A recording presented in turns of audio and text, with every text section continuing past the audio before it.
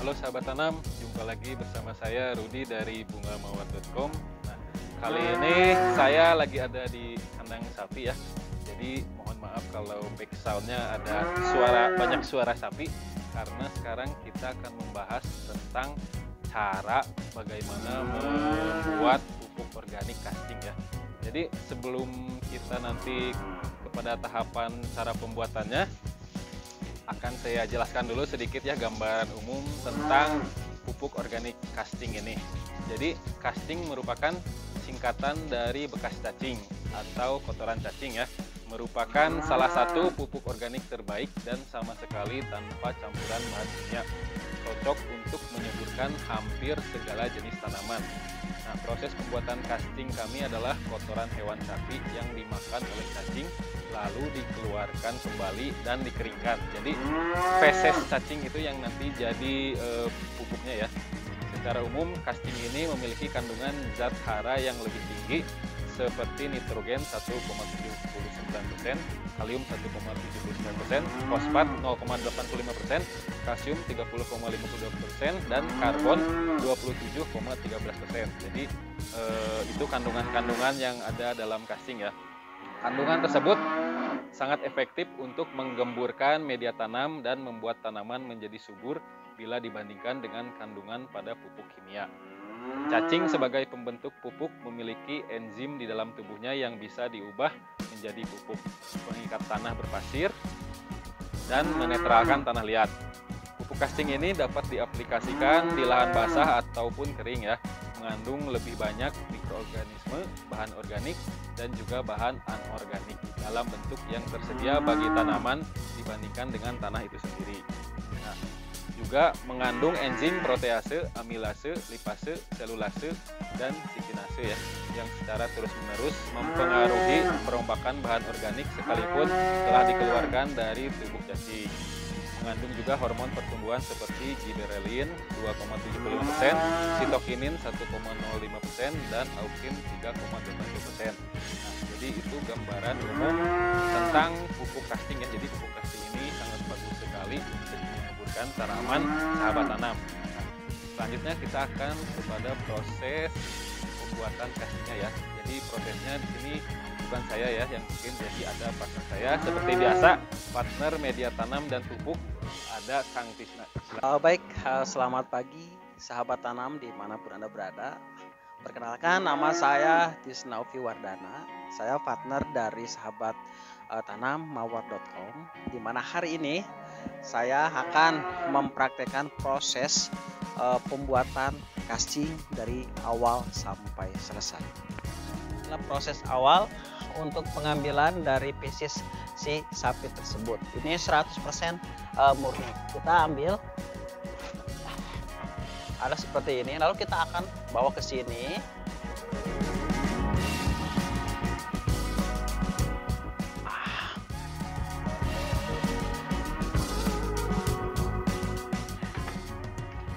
Nah, ini kita akan bawa ke proses pembuatan castingnya.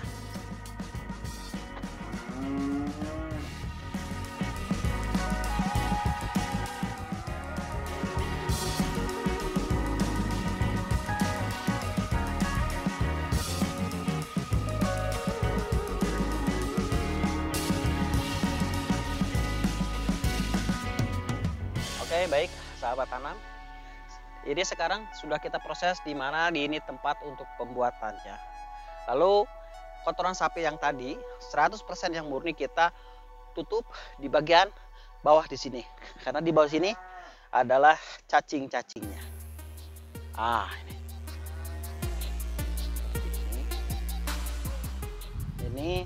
Ini adalah cacing-cacingnya. Ini aktor utama dia pembuatan proses si casting tersebut.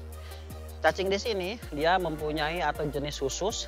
Ini adalah jenis Lumbrecus luberus, di mana satu kali proses pembuatan casting di si cacing ini dia membutuhkan waktu 2 minggu atau kurang lebih 15 hari dari proses awal sampai selesai. Si cacing ini dia memakan si kotoran sapi tersebut, dia memprosesnya, dia masukkan selama seberat badannya. Jadi dia memakan si kotoran sapinya sama berat dengan badannya. Jadi kita akan langsung menutup bagian si cacing-cacing tersebut.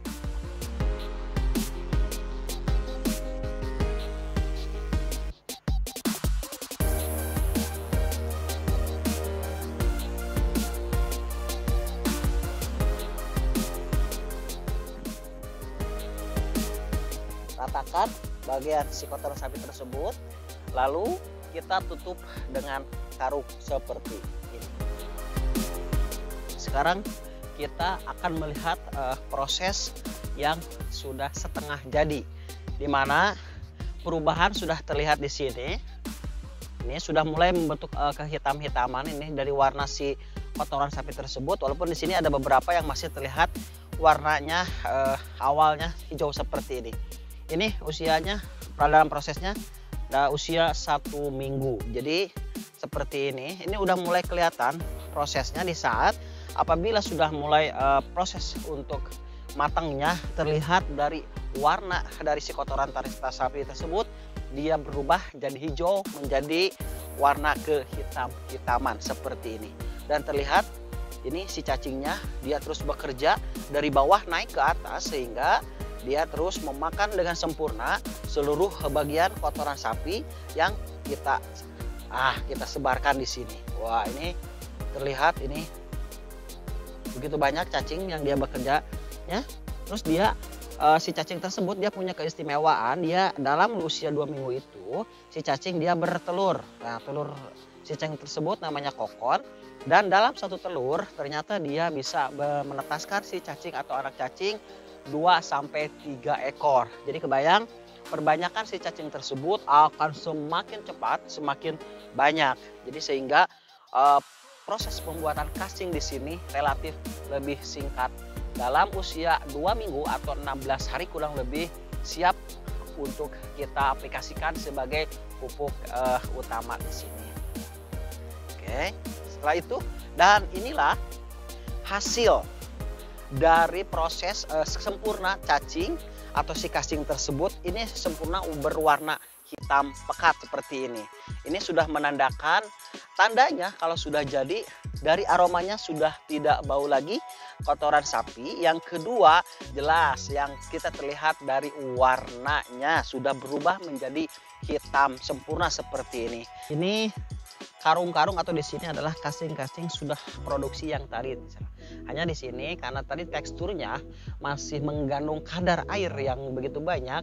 Jadi nih salah satunya kita masukkan per karung, di sini masukin ke karung, dia menetes sedikit-sedikit airnya. Tapi yang paling efektif ini yang biasa kita lakukan adalah dengan kita menjemurnya. Jadi sehingga kadar airnya akan cepat menguap dan mengering seperti ini. Caranya adalah seperti ini.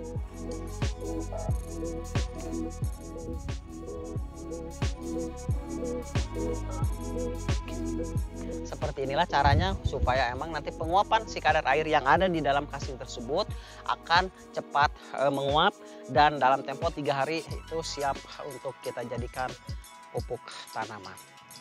Ya sahabat tanam, jadi ini contoh casing yang udah jadinya ya, yang udah kita kemas. Nah ini sekalian saya buka langsung. Jadi casingnya nanti seperti ini ya, mirip tanah. Nah ini yang udah jadi, udah kering ya. Dia udah nggak ada baunya, udah nggak ada bau dari kotoran sapinya ya. Lalu bagaimana cara penggunaannya? Sahabat tanam tinggal langsung saja menggunakan di atas permukaan media tanamnya ya. Jadi tinggal dikasih aja di media tanam permukaan tanaman hias yang sahabat tanam punya. Nah, jadi kasih cukup di atas permukaannya aja sampai merata ya. Setelah itu lalu langsung segera disiram. Ini penggunaannya cukup 10 hari sekali ya. Agar mendapatkan hasil yang optimal, casingnya hanya perlu dilakukan setiap 10 hari sekali. Nah, ini bisa juga untuk dijadikan media tanam campuran, tapi perbandingannya 5:1 ya. 5 sampai 4 lah, 4 sampai 5 berbanding 1. Jadi nggak boleh terlalu banyak casingnya. Jadi seperti itu ya, misalkan sahabat tanam pakai media tanamnya sekam bakar, nasi sekam bakarnya perbandingannya 4, nasi casingnya 1 kalau mau dijadikan bahan dasar media tanam. Tapi kalau untuk penggunaan pemupukan dilakukannya hanya setiap 10 hari sekali saja ya. Oke sahabat tanam, sekian video penjelasan dari pembuatan pupuk organik casing ya. Jadi Kang Tisna udah menjelaskan tadi, udah cukup jelas ya sahabat tanam. Oke, sekali lagi terima kasih kepada Kang Tisna. Baik sahabat tanam, jangan lupa ya kalau misalkan sahabat tanam mau tanamannya bagus, bisa menggunakan salah satunya pakai pupuk organik casing. Untuk pemesanan pupuk organik casing ini, sahabat tanam bisa langsung klik link yang ada di deskripsi. Oke, sekian video kali ini. Sampai jumpa pada video berikutnya. Terima kasih.